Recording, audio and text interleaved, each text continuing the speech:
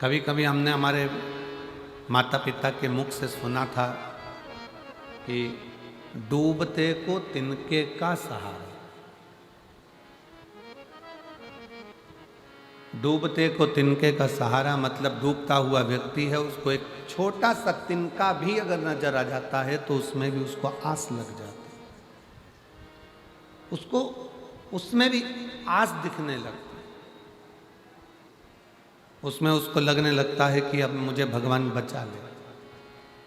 डूबते को तिनके का सहारा। उसी तरह जब आप संसार के प्रपंच में, दुखों में, कष्ट में चारों तरफ से घिरे हुए हो, उस समय पर एक लोटा जल लेकर शंकर के मंदिर जाना तो आपको लगेगा कि डूबते को तिनके का सहारा है। एक शिव भक्त को शिव का सहारा।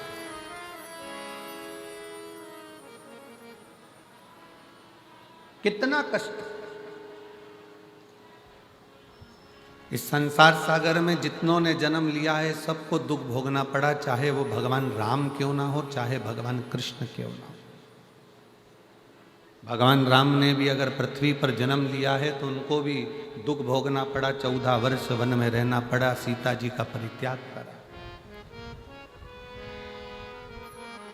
बच्चों का मुख भी बहुत समय के बाद देखने को मिला।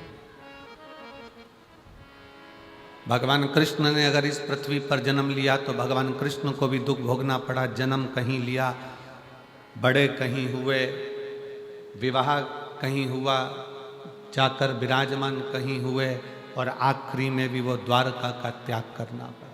कितना दुख।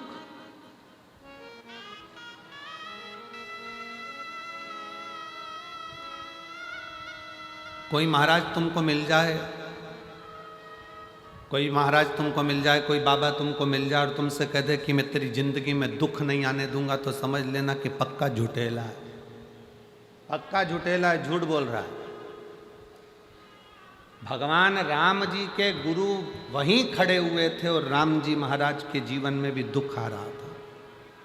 भगवान कृष्ण के गुरु गर्गाचार्य बाबा भी वहीं खड़े हुए थे और भगवान कृष्ण की जिंदगी में भी दुख आ रहा था। कोई तुमसे कह दे कि मैं तुम्हारे कोई दुख नहीं आने दूंगा तो समझ लेना कि पक्का झूठ बोल रहा है। दुख मनुष्य का शरीर जो मिला है, ये हमने जो पूर्व में करा है उसको भोगने के लिए मिला है, पर दुख तो हमारे किस्मत में लिखकर आया है। बस इतना याद रखना कि उस दुख को काटना कैसे है, वो एक लोटा जल और शंकर की शरणागति धीरे धीरे वो काट दे। कोई तन दुखी, कोई मन दुखी, कोई धन बिन रहत उदास, तुलसी या संसार में सुखी राम का